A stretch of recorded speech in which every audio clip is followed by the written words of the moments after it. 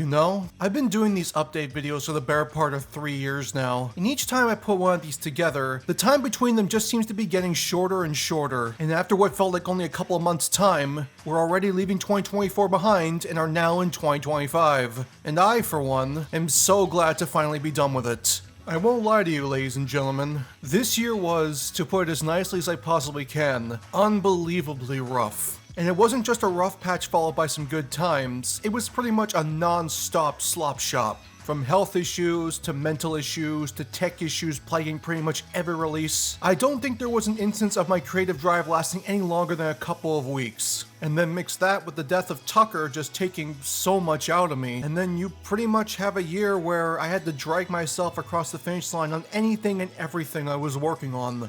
Even if that's the case, however, I must admit that I'm going into this year with a decent amount of optimism. Thanks especially to the fact that December was the best I've been feeling all year, and I finally did something that I've been wanting to do for a long time now. Upgrade my equipment. Yeah, I don't know how well it might be coming through with my audio or the quality of the footage on screen, but I'm now rocking a brand new setup. This combination of new PC and new microphone has already done a ton for my production quality. From SFM rendering my poses at a speed that's nearly 5 times faster than before, and my projects exporting in only a fraction of the time. And it's thanks to this that I'm not devoid of hope going into the new year. But beyond this new machine, I need to thank my audience once again for continuing to support what it is I do. While I know I didn't put out nearly as much content as I could have, and the viewer numbers were some of the lowest they've been since the channel's inception, the quality of the work I put out was still some of the best I've ever put out. And for those that watched and supported those videos with something as simple as a like or a comment, I thank you for choosing to watch my content. And regardless of my personal problems, I will always strive to bring you the very best content I can each and every time. And you'd better believe that there's more coming this year. I don't know what to expect from this channel in terms of growth this year, and since I don't want to continue to disappoint myself, I'm not setting any goals or have any personal hopes. All I want is the faith to believe that this year will be better than the last, and with my new computer, you better believe that I'm going to do everything in my power to make up for lost time. And speaking of which, that actually leads into what I can consider the theme for 2025. To keep things short, and to make up for the time I spent on my sob story, this year's update video is going to be much smaller in scale as opposed to the ones that came before it. As instead of constantly trying to pile new things onto a plate that's already full, I'm instead planning to focus on projects that I either never got a chance to finish, or I left behind for one reason or another. This leads into the first announcement of the day.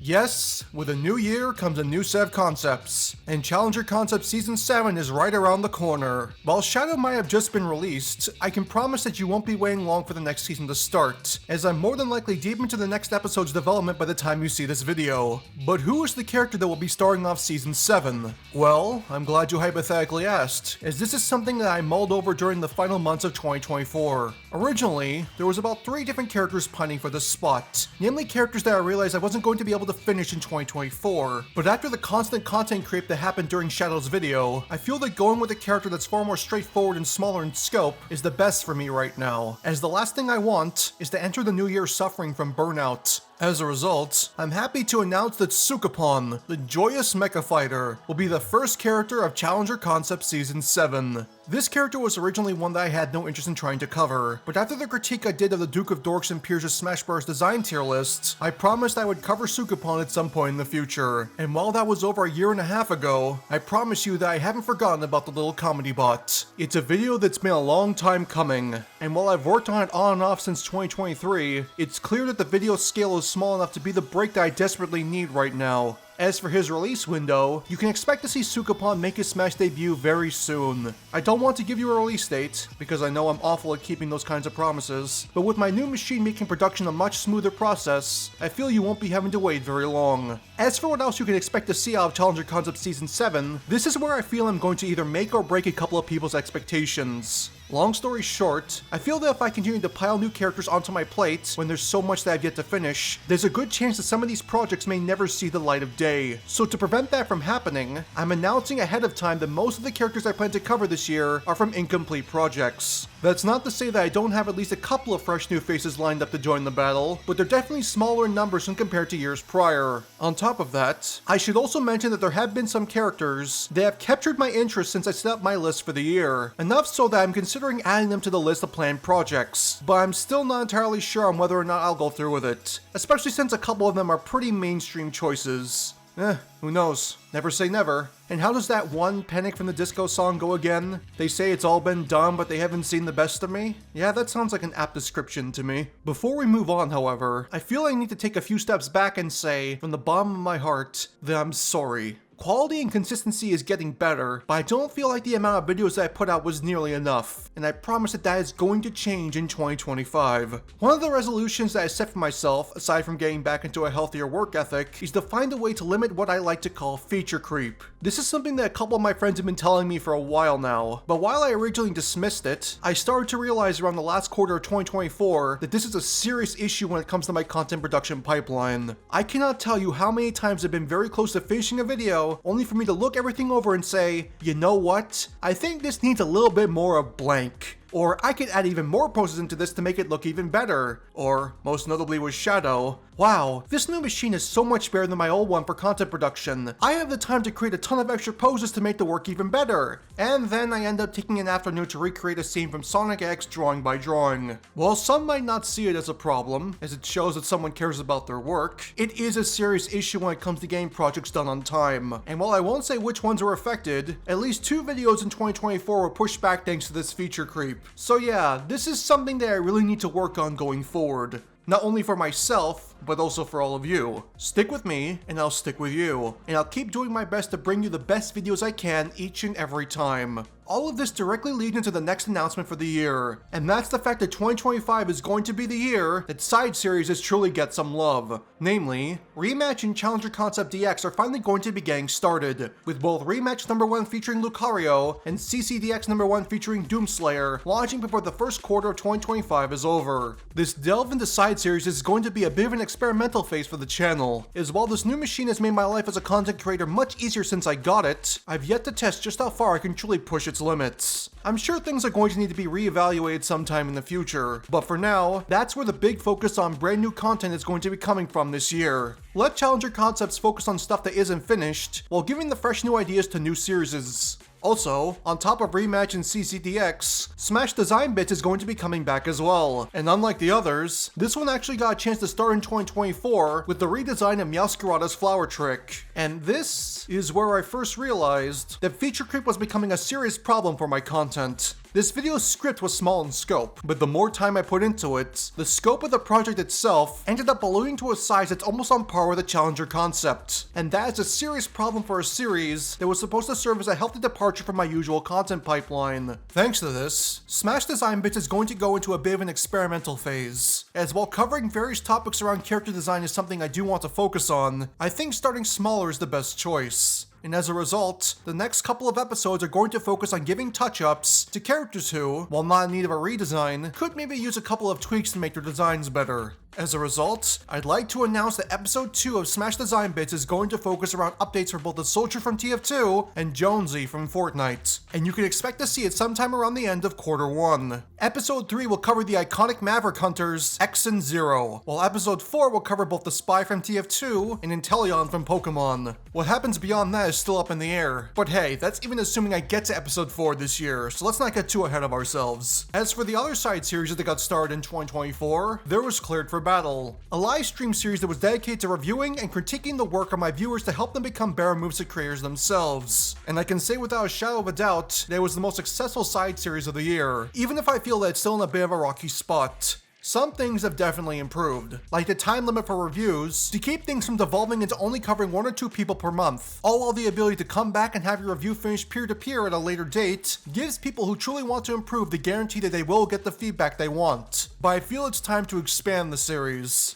Starting this year, moveset creators will now be able to submit character designs from any fighting game series they want, be it the Versus series, or Street Fighter, or Guilty Gear, or what have you. Everything has been opened up, and there are no longer any restrictions going forward. On top of that, Cleared for Battle is now becoming a weekend-long event, with this resulting in 2 longer streams as opposed to 1 stream per month. But, to compensate for this, Cleared for Battle is going to become a bi-monthly event.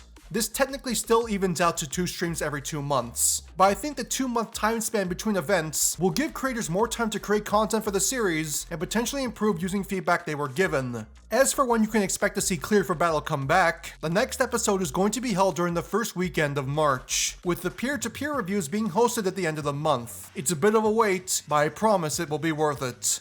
Finally, to round out this side series talk, there's one last thing I'd like to talk about, and it's something that I've talked about at various points in the past, and that's creating content based around Rivals of Aether. While I've always had an interest in designing Rivals characters, my inexperience with sprite animation and the work that goes into coding these kinds of games always kept me from pursuing anything serious, as I always felt that if I couldn't be a substantial contributor to a project's completion, it isn't truly my character anymore. Thankfully, Rivals 2's shift to 3D models and animation is exactly the push that I needed, as 3D animation is my field of expertise. And with that, I'm happy to announce a new series on the channel, which is known as Fight Your Rival. I'm not going to give too many details on this as of right now, but all you need to know is that this is essentially going to replace what was originally going to be the Let's Design series. Since these videos will be large in scale, there's only going to be 2 episodes of this series planned for the year, but it always has a chance of becoming more of a focus if they perform well. There's no planned release date for the first episode, but I'm hoping to have it out sooner rather than later. Yeah, sorry, that's all you're getting for now. You'll probably get more information on it when it gets closer to its release, but other than that, you're just going to have to wait. So I'm sure you've been noticing a recurring pattern throughout this update video, namely that aside from Sukapon, there's nothing actually planned for January. Well, there's a good reason for that, and to preface my reasoning, let me tell you a story.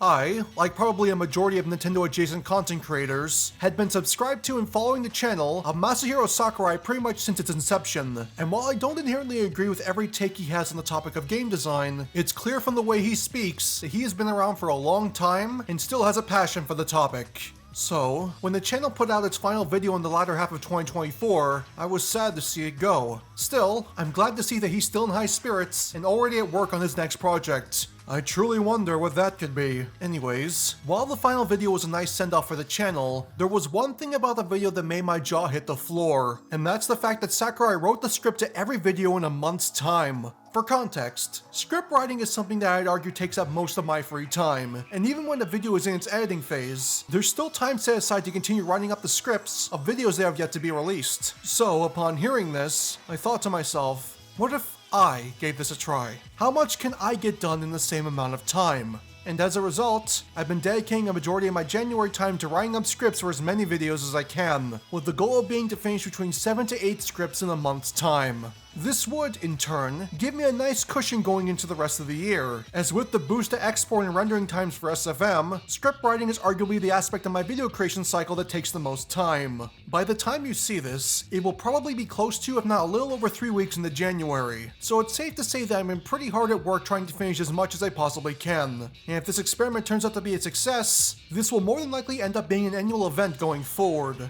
Only time will tell if that comes to pass, but my hopes are high. And that pretty much concludes my update video for 2025. Yeah, as I said, there was a lot less to talk about this time than usual, and since I'm mainly focusing on finishing older projects, there's no big stylish trailer this time around. If you have any questions about something I either mentioned in the video or might have omitted, feel free to leave them in the comment section below, and I'll try to get back to you as soon as I can. To potentially answer some questions, however, I'm still working on the backlog for Patreon, Millennia will still come out for Choose Your Fighter, I'm on the fence about returning to United Designs, and while I'd like to branch out to creating movesets for other fighting game franchises, I'm not going to make an announcement about it until at least one episode is in production. So yeah, that's all from me. Join the Discord to keep up to date on what's coming next before any other platforms, either join the Patreon or become a channel member to help with the production of these videos, and be sure to press that little bell icon to make sure you never miss a future upload.